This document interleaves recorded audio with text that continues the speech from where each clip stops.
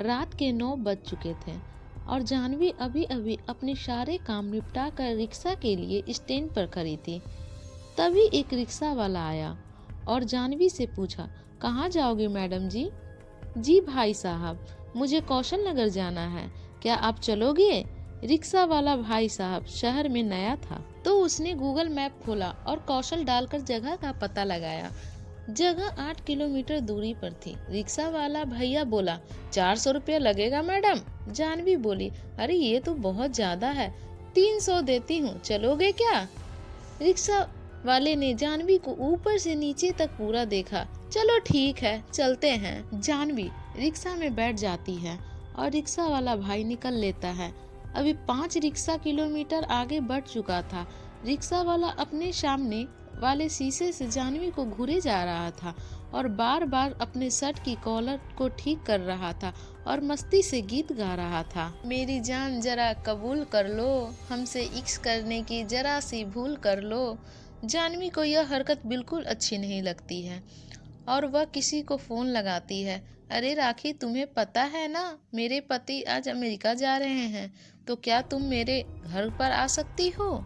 सामने से राखी बोलती है, नहीं यार, मुझे भी बहुत सारे काम हैं, आज तो मैं नहीं आ सकती, कल आ सकती हो। राखी इतना कहकर फोन रख देती है और जाह्नवी भी अपने फोन को हाथ में लेकर बैठ जाती है। अब रिक्शा वाला फिर से जाह्नवी को घूरने लगता है। कुशल नगर पहुंच जाते हैं और जाह्नवी एक बड़े बंगले के सामने रिक्शा को रुकवा दी है। जाह्नवी रिक्शा वाले को पैसा देती है और रिक्शा वाला उस घर को ध्यान से देखता है। वह घर तो कम, कोई आलीशान बंगला ज्यादा लगता था। पैसे देकर जाह्नवी चली गई। जाह्नवी ने घर का दरवाजा खोला और घर के अंदर चली गई। तभी रिक्शे वाले ने शीशे में देखा कि पीछे कुछ पड़ा हुआ है। देखा तो जाह्नवी अपना फोन रिक्शे में ही भूल गई थी।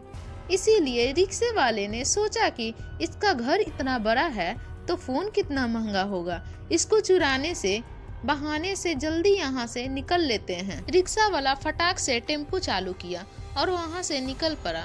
अभी रिक्शा वाले ने थोड़ी दूर जाकर उस फोन को अपने हाथ में ले लिया और चालू करने लगा। फोन बहुत महंगा था, कम से कम 20,000 का तो होगा, लेकिन वह फोन चालू नहीं कर सका और थोड़ा रिस सा गया। उसके मन में एक ख्याल आता है, क्यों ना उस मैडम को फोन वापस कर दिया जाए। और उसका पति भी घर पर नहीं है, पर इस काम के लिए उस रिक्शे वाले को किसी और की जरूरत भी थी।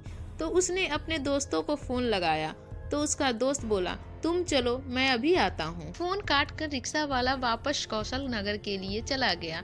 उसने उसी घर के सामने जाकर रिक्शा रोका और दरवाजे को घंटी को बजाया, लेकिन दरवाजा खोलने के लिए कोई नहीं आया। उसने 3-4 बार ट्राई किया लेकिन कोई नहीं आया। तो उसने दरवाजे के ऊपर मारा तो दरवाजा खुल गया। वह सारे घर में इधर उधर फिरता रहा और आवाज लगाते लगाते रहा, लेकिन कोई नहीं आया। तभी उसे एक कमरे की लाइट जलती हुई दिखाई दी।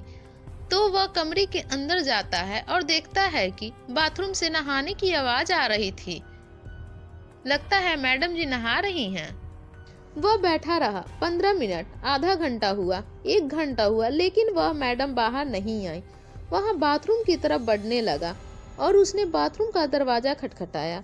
पानी बंद हो गया, सब कुछ शांत हो गया। उसने आवाज लगाई, मैडम जी, लेकिन अभी भी दरवाजा नहीं खुला।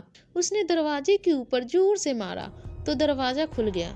जैसे ही उसने अपने बाथरूम के अंदर कदम बढ़ाए तो वह दंग रह गया। उसने कुछ ऐसा देखा कि जिसकी उसने कल्पना भी नहीं की।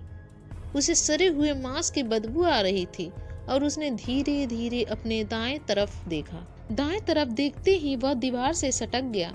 उसने देखा कि बाथटब में कम से कम 10 से 15 लाशें का ढेर पड़ा था और पास में 10-15 फोन। उसने अपने जेब से फोन निकाला और देखा सभी फोन एक जैसे थे।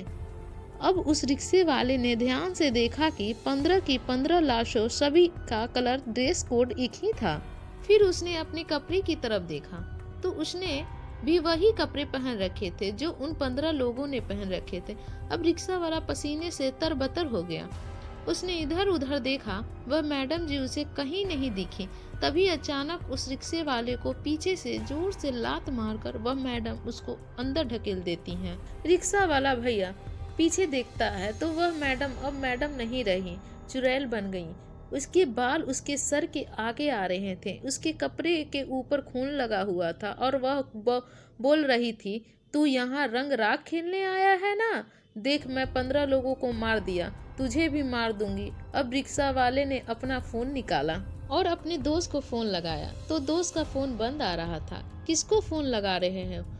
अपने दोस्त को बोलेगा, अब वो कभी नहीं आएगा, वह तेरा दोस्त, उसे भी मार दिया मैंने। अब तो रिक्शा वाले की जान ही निकल गई। चुड़ैल ने उसको भी उन 15 लोगों की तरह मार दिया। उस चुड़ैल ने 15 लोगों को क्यों मारा, इसका किसी को नहीं पता। वह चुड़ैल कौन थी? क्या वजह थी कि वह केवल रिक्शा वाले को ही मार रही थी?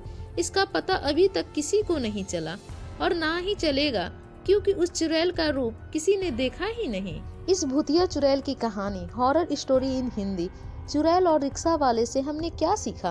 केवल हमारी गंदी सोच ही हमको मरवा सकती है। Thank you for watching my video. Like, share, subscribe.